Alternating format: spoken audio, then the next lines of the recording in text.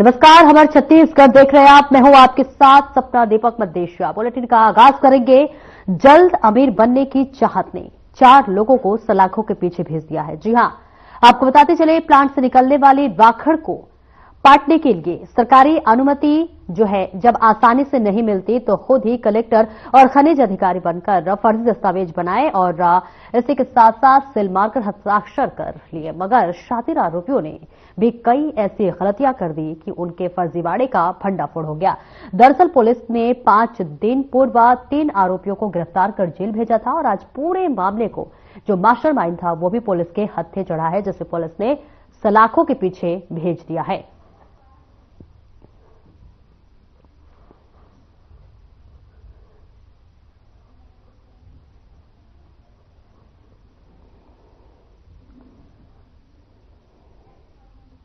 किया गया था, जिसमें यह दर्शित था कि जिला दंडाधिकारी शक्ति तथा खनिज अधिकारी शक्ति के नाम से फर्जी हस्ताक्षर करके फर्जी रूप से अनुमति पत्र शासकीय भूमि डुमरपारा में फ्लाई ऐश डंपिंग करने के उद्देश्य से जारी किया गया था। इसकी आपत्ति जब विभाग द्वारा दर्ज कराए जाने पर थाना बाराद्वार में तत्काल ही धारा 318, 338, 336, 238 तथा 35 BNS के तहत प्रकरण पंजीबद्ध किया गया था और जिसके नाम से आदेश जारी हुआ था उसे 25 तारीख को राजकुमार कुर्रे और उसके 2 अन्य साथी लखन डेंजारे और युवराज बंजारे की गिरफ्तारी की गई थी।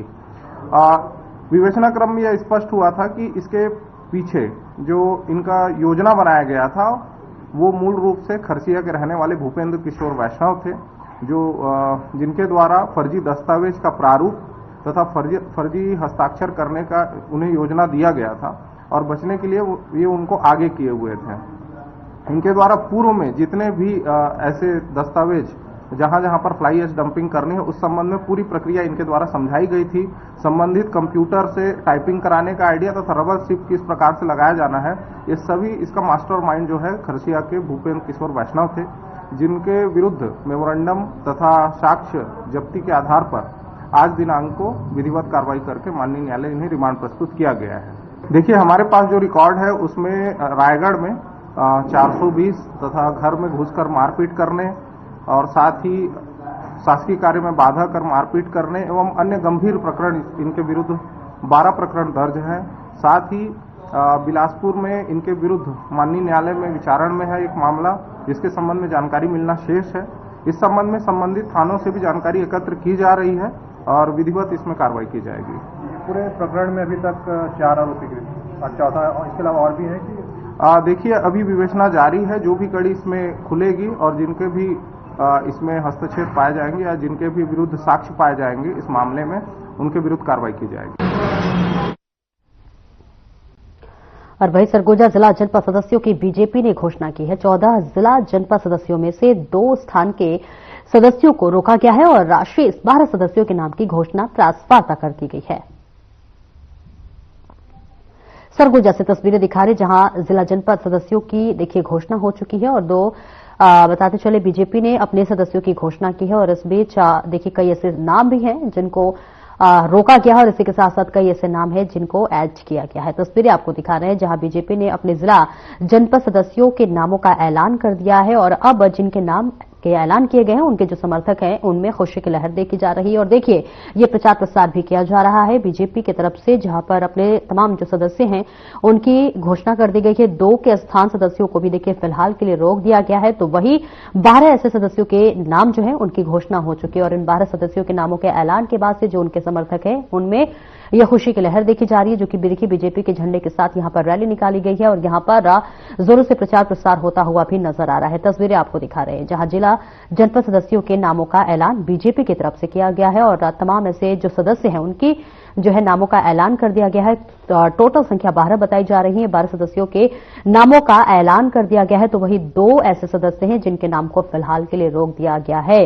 तो ये तस्वीरें आपको दिखा रहे हैं जहां पर जिनके नामों का ऐलान किया गया है। अब कहीं न कहीं उनकी जो उम्मीद और आस थी वो पूरी होती हुई नजर आ रही है और उनके समर्थकों में भी खुशी की लहर देखी जा रही है, जो कि यहां पर प्रचार प्रसार करते हुए नजर आ रहे हैं। सरगुजा से ये तस्वीरें आपको दिखा रहे हैं। सरगुजा जिले की 14 जिला पंचायत क्षेत्रों के लिए भारतीय जनता पार्टी ने अपने समर्थित प्रत्याशी घोषित किए हैं और 14 में से 2 अभी होल्ड पर है। बाकी 12 प्रत्याशियों की घोषणा आज की गई है। मैं आपके सामने उनका नाम पढ़ता हूँ।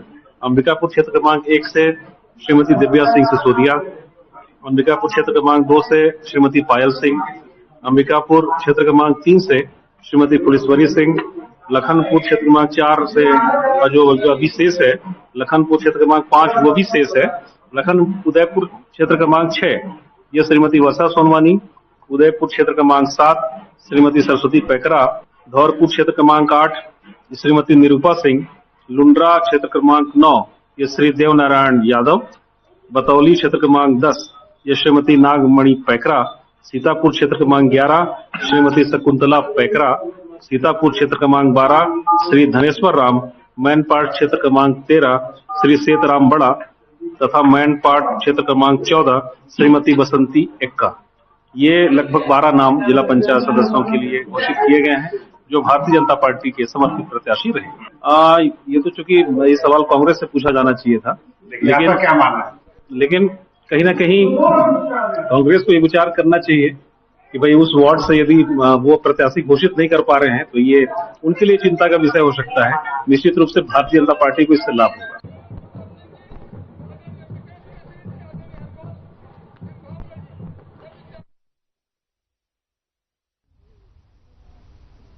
और खबर बिलासपुर से है, जहां पर नगरीय निकाय चुनाव की तारीखों का ऐलान हो चुका है। प्रत्याशियों के नाम, नामांकन और वापसी की प्रक्रिया भी पूरी हो चुकी है। वहीं सभी प्रत्याशियों जोरों शोरों से अपनी तैयारी में लग चुके हैं। वहीं आपको बता दें कि नगर निगम बिलासपुर की महापौर प्रत्याशी पूजा विधानी की अपने क्षेत्र के विषय पर क्या राय है और केंद्र के बजट पर उन्होंने क्या कुछ कहा, उन्हीं से सुनते हैं। आइए दिखाते हैं आपको इस खास रिपोर्ट में। कल केंद्रीय सरकार ने बजट प्रस्तुत किया, क्या अच्छी चीज लगी उसमें? मैं हर खबर छत्तीसगढ़ को धन्यवाद देती हूं। और कल जो बजट पास हुआ है, हमारी केंद्रीय वित्त मंत्री माननीय सीतारमण जी ने इसमें अनेक सारी योजनाओं के माध्यम से बहनों को लाभ देने का काम किया है। सर्वप्रथम मैं बताऊं तो छत्तीसगढ़ में कि जिस तरीके से मातारी वंदन संचालित हो रहा है, जब से राज्य में माननीय विष्णुदेव जी की सरकार आई है, सरकार बनते ही उन्होंने जो वादा किया था मातारी वंदन देने का, बहनों के खाते में खटाखट 1000 जाने लगा। ये तो बहुत अच्छी बात है। उसके साथ ही अभी जो बजट में प्रावधान बहनों के लिए दिया गया है, 25,000 उनको लोन लेने पर, छोटी छोटी जो भी उनको काम करना चाहती हैं वो काम करने पर जो 1000 उनके खाते में आता है, वो ही बहुत सरल तरीके से जो किस्त के रूप में उनका कटेगा। तो इससे निश्चित रूप से उनके पर कोई बोझ भी नहीं है और बहनें जो है 25,000 लोन लेके जो है छोटा मोटा काम कर सकती है, व्यवसाय कर सकती हैं। और एक अच्छी बात है, माननीय अमर अग्रवाल जी जो पिछले सरकार में जो है भारतीय जनता पार्टी में 3 बार मंत्री रह चुके, अभी विधायक हैं बिलासपुर के, ई रिक्शा के माध्यम से पिंक ड्रेस में जो है वो अपना रोजगार चला रही हैं, पूरा परिवार को पाल रही हैं। तो इससे प्रेरित होकर हमारे केंद्रीय हमारे प्रधानमंत्री माननीय मोदी जी ने इसको ई रिक्शा को जो है बहुत ही आसानी से जो है बहनें इसको किस्त में लेकर जो है अपना रोजगार चला सकती है, अपना परिवार चला सकती हैं। ये भी प्रावधान हुआ है उसमें। और बहनों के लिए टैक्स फ्री भी दिया गया है। पहले शायद 7 लाख था, अब 12 लाख का प्रावधान दिया गया है। तो ये सारी योजनाएं जो है बहनों के लिए संचालित हुई हैं, बहनों के लिए सशक्त करने के लिए, चाहे केंद्र की हमारे मोदी जी की सरकार हो, चाहे राज्य में माननीय विष्णुदेव जी की सरकार है, दोनों जो है विकास पुरुष हैं और बहनों को और बेटियों को सशक्त करने के लिए, उनकी सशक्तिकरण के लिए, उनकी सुरक्षा के लिए सोचने वाली सरकार है। निश्चित रूप से मैं आने वाले समय में, ये नगर निगम का चुनाव है बिलासपुर में, ये सभी माता बहनों को यही कहना चाहूंगी कि बढ़ चढ़कर जो है भारतीय जनता पार्टी को विश्वास करें। और इस बार जो है भारतीय जनता पार्टी ने एक बहन को, आपकी बेटी को एक माँ जैसी मुझे जो है सम्मान देने का काम किया है। पुरुष ओबीसी ओपन था ये सीट जो है, लेकिन भारतीय जनता पार्टी ने एक महिला को उतार। ये तो हुई केंद्र की बात। नगरीय जो संस्थाएं हैं वहां पर पिछली जब भारतीय जनता पार्टी की सरकार थी तो सभी तालाबों की सुधरी, उनका सौंदर्यीकरण किया, उनका पर्यटन स्थल बनाया। इस समय जो शिव टाकीज की रोड है उसका भी बहुत ही बेहतर कायाकल्प हुआ है, गार्डन बना दिया गया इसमें। हमारे पास मामा भांजा तालाब भी बिल्कुल बीच चौराहे पर है। आप महापौर बनने के बाद जो शहर के बचे तालाब हैं, क्या योजना है और समग्र क्या सोचा है बिलासपुर के विषय में? देखिए, निश्चित रूप से पिछली भारतीय जनता पार्टी की सरकार ने इस तरीके से सारे बिलासपुर में जो तालाब है उसको जीर्णोद्धार करने का काम किया है, सौंदर्यीकरण किए थे, जनता के लिए खूबसूरत गार्डन वगैरह बनाए थे कि वॉक करे, वहां पे लोग योगा करे, बच्चे के लिए वहां पे झूला, अनेक तरह के मतलब खेलने का सामग्री लगाया गया था। लेकिन पिछले 5 साल जो कांग्रेस की सरकार आई है, 5 साल में जो है बिलासपुर का विकास जो है पीछे हो गया है 5 साल है। तो जिस तरीके से अभी हम देख रहे हैं, चाहे मामा भांजा तालाब का हो, चाहे अपना तालापारा का जो तालाब है, ये सब जो है मेंटेनेंस के अभाव में जो है पूरा टूट फूट है, टाइल्स टूटा पड़ा हुआ है। मैं अभी जनसंपर्क के लिए यहाँ भी गई थी। व्यापार विहार में जो दीनदयाल गार्डन है, कंपनी गार्डन है, वहां के लोग आके इकट्ठा होकर बता रहे थे कि सब झूले वगैरह टूटे हुए हैं, टाइल्स टूटे पड़े हुए हैं, मतलब जो कटिंग होना चाहिए झाड़ वगैरह, पूरा घास पड़ा हुआ है। तो मेंटेनेंस के अभाव में जो है पूरा सब गार्डन जो है मतलब जिस तरीके से मेंटेन होना चाहिए वैसा नहीं हुआ पिछले 5 साल में। तो मेरा सोच ये है कि आने वाले समय में फिर अच्छे तरीके से जनता के इच्छा के अनुरूप उसको हम विकास करेंगे और फिर से उसको मेंटेन करके जो है जिस तरीके से पहले हम सौंदर्यीकरण किए थे वैसे अच्छे से उसको मेंटेन करने का काम करवाएंगे। मतलब हम ये कह सकते हैं जब आप जनसंपर्क करती हैं तो वहाँ की महिलाएं, बच्चे और जो नागरिक वरिष्ठ नागरिक हैं वही आपसे अपेक्षा करते हैं कि एक बार उनके लिए बैठने के लिए गार्डन हो, बच्चों के झूलने के लिए झूला हो, महिलाओं को सुरक्षित महसूस हो, महिलाओं को और सुरक्षित महसूस हो अपने शहर में और वे निश्चिंत होकर के रात को भी घूम सके, अपना काम कर सके। कुछ सोचा है आपने?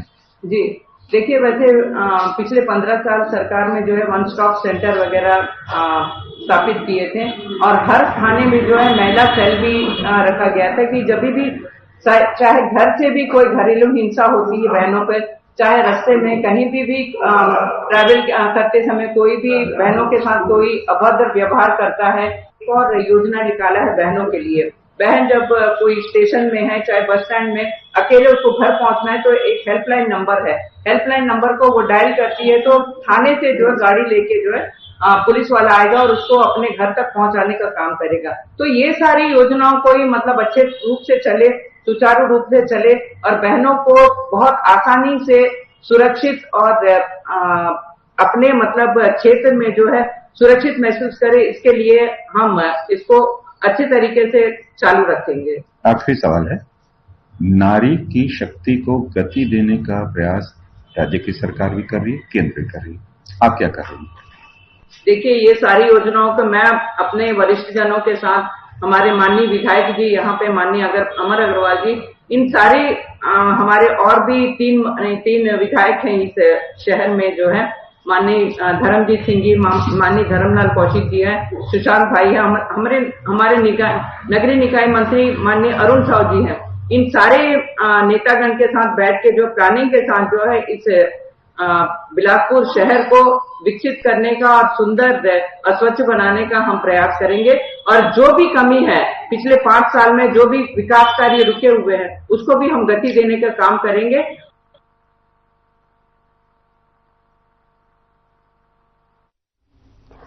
और वही आज हमारे साथ खास मेहमान हैं आदित्य केशरवानी जी, जो कि आपको बता दें सोनालिका ट्रैक्टर के सह संचालक हैं। उन्होंने हर खबर से खास चर्चा में उद्योग नीति और सब्सिडी पर अपने विचार साझा किए, साथ में किसानों को सब्सिडी का लाभ लेने की भी बात कही। देखिए क्या कुछ कहा उन्होंने। पहले इंजीनियरिंग की है इलेक्ट्रिकल में, और फिर उसके बाद मैनेजमेंट MBA किया हुआ है institute of management Nirmal university Ahmedabad से। ऑटोमोबाइल रुचि कैसे जगी?